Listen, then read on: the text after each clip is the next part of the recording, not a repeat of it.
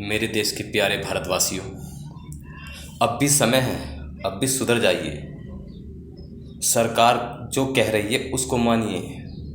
सरकार आपके हितों के बारे में बोल रही है। सरकार हर तरीके से अपने कोरोना वायरस से अपने देश को बचाना चाहती है। सरकार की जो भी गाइडलाइंस पहले उसने जारी करी थी, वो मास्क को लेकर हो, वो दूरी को लेकर हो, लेकिन पब्लिक उस चीज़ को नज़रअंदाज कर रही थी।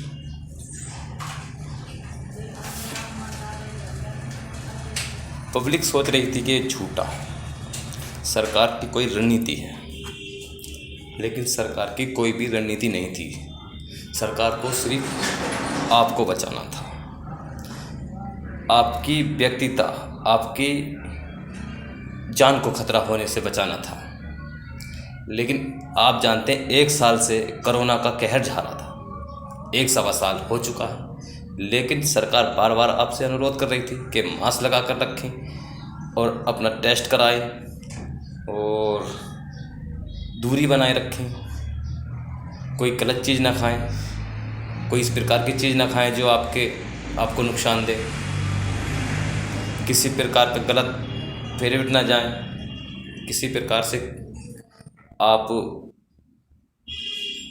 गलत वस्तु का सेवन ना कर सकें खाने में। सरकार ने हर गाइडलाइन में आपको जारी करके बताया था कि हमें मास्क लगाना बहुत ज़रूरी है, क्योंकि कोरोना ख़त्म नहीं हुआ था, कोरोना कम हो गया था। इसका मतलब ये नहीं था कि कोरोना ख़त्म हो गया था। इसका मतलब कोरोना ने दूसरी लहर भयानक रूप से पकड़ ली है। इतनी खतरनाक लहर चल रही है कि इसका अंदाज़ा हम नहीं लगा सकते। सरकार ने इतना कुछ बताने के बावजूद भी, सख्ती करने के बावजूद भी आप लोगों ने नज़रअंदाज कर दिया। आप लोगों ने समझा सरकार की कोई राजनीति है। सरकार जबकि आपका भला चाहती थी, जिला प्रशासन आपका भला चाहता था, स्वास्थ्य केंद्र, स्वास्थ्य विभाग आपका भला चाहता था। सरकार चाहती थी कि मेरे देश के किसी भी व्यक्ति को कोई परेशानी ना हो, लेकिन आपने नज़रअंदाज करके इस कोरोना की दूसरी लहर को इतना भयानक रूप दे दिया कि आप लोग समझ नहीं पाए। आज गलती हमारी, भुगतना सबको पड़ रहा है। गलती करिए तो भुगतेंगे भी ज़रूर। अभी मेरा आप लोगों से हाथ जोड़ के निवेदन है कि आप अपने घर में रहिए, सुरक्षित रहिए, छोटे छोटे बच्चों को घर से मत निकलने दीजिए, सबका ध्यान रखिए। इमरजेंसी अगर कोई काम है तो आप तभी घर से बाहर निकलिए। हर चीज़ को सरकार नहीं करके देगी आपको, कुछ हमारा भी दायित्व है, कुछ हमारा भी वो बनता है कि हम भी सरकार का सहयोग करें। हम जब सरकार का सहयोग करेंगे तभी हम इस कोरोना वायरस से मुक्त हो पाएंगे। और ऐसा नहीं है कि हम इसे 1 दिन में, 2 दिन में, 4 दिन में इस पर काबू पा लेंगे। काबू तो हम इसे 3 दिन में भी पा लेंगे, लेकिन हमें सोशल डिस्टेंसिंग का पालन करना होगा, ये मास्क लगाना होगा, ऐसी कोई वस्तु नहीं खानी होगी, घर से बाहर नहीं निकलना होगा, घर में ही रहना होगा। तब हम कोरोना पे विजय पाएंगे। सरकार को और बहुत काम है। एक एक व्यक्ति पे एक एक डॉक्टर तो नहीं लगा सकती ना सरकार। इसलिए बहुत ज़रूरी है कि आप अपने स्वास्थ्य का खुद ध्यान रखें, बिना वजह घर से बाहर ना निकलें, किसी प्रकार की कोल्ड ड्रिंक, किसी प्रकार की ठंडी वस्तु ना खाएं, ताकि उससे आपके स्वास्थ्य में कोई हानि हो, आपका स्वास्थ्य बिगड़े।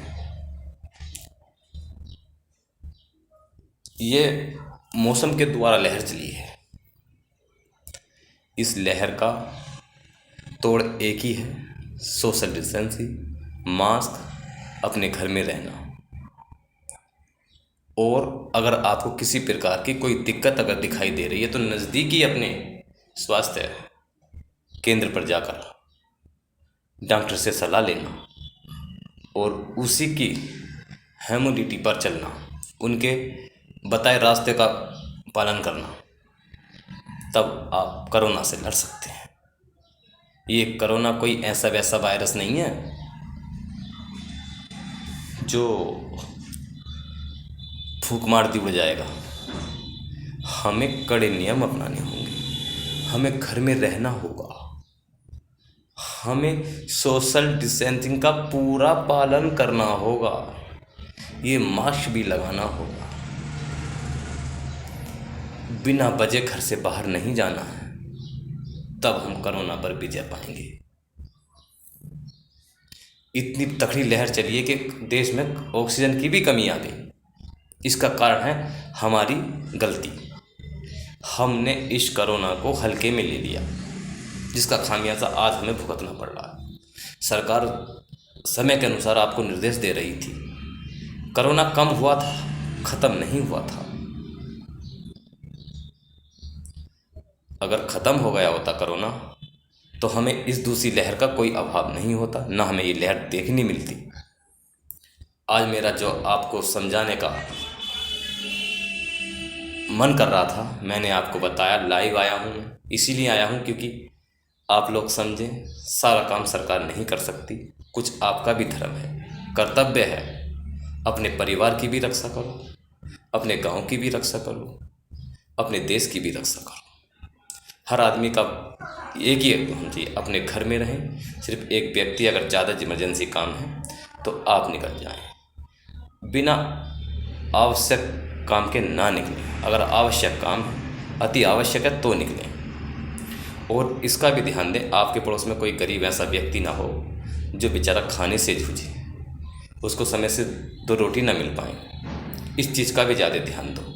और मेरा फिर आप लोगों से यही अनुरोध है, जिस भी किसी व्यक्ति के पास ऑक्सीजन सिलेंडर हैं तो वो नज़दीकी स्वास्थ्य केंद्र सरकारी या नज़दीकी पुलिस स्टेशन पर जमा कर दें, दान कर दें। आपका सिलेंडर वापसी आपको मिल जाएगा। जो ऑक्सीजन होगी, जो इसके काम आएगी, जान बचेगी तो जहान रहेगा, जहान रहेगा तो बाद में भी कमा लोगे। जब जान ही नहीं रहेगी तो कहाँ से कमाओगे? सिलेंडर ऐसा कैसे रखा रह जाएगा? पैसा ऐसे कैसे रखा रह जाएगा? किस काम का वो पैसा, किस काम का वो सिलेंडर, जब जान ही नहीं रहेगी, जहान ही नहीं रहेगा। तो जिस भी किसी दुकानदार के पास या किसी भी प्रकार का ऑक्सीजन सिलेंडर रखा है तो वो नज़दीकी पुलिस स्टेशन या नज़दीकी स्वास्थ्य केंद्र, जहाँ भी वो सरकारी कर्मचारी को सौंप सकता है, वहाँ सौंप दे। उसके लिए मैं उसका धन्यवाद करूँगा, सरकार भी उसका धन्यवाद करेगी। मुझे आशा है सरकार भी उसका धन्यवाद करेगी। मुझे आशा है कि जहाँ आप ये सिलेंडर सौंपोगे वो अधिकारीगण भी आपका धन्यवाद करेंगे। और मिलकर हमें ये बोझ तो उठाना है भी सबको। ऐसा नहीं है कि हम अकेले सरकारी उठा लेगी या अकेले पुलिस वाले ही उठा लेंगे या अकेले स्वास्थ्य विभाग वाले ही उठा लेंगे। हमारा भी कुछ फ़र्ज बनता है, हमारा भी कुछ फ़र्ज बनता है कि हम इस कोरोना वायरस से सरकारी कर्मचारियों से, सरकारी अधिकारीगण से मिलकर ही लड़ें। जब हम उनका सहयोग करेंगे तो हम कोरोना वायरस पे विजय पा लेंगे। हमारा दायित्व है ये, कोरोना वायरस से लड़ना हमारी हिम्मत है। सबसे मेन चीज़ है हिम्मत का होना। अगर आपके पास हिम्मत है तो आप कुछ भी कर लोगे। कोरोना क्या चीज़ है? कोरोना का विपाप आ जाए तो हम उससे भी टकरा लेंगे। हमारे देश में तो महाभारत जैसे युद्ध हुए हैं, तो ये तो कोरोना, वहाँ तो घातक जैसी तलवारें चली, हमने उससे निजात पा लिया, तो ये तो कोरोना।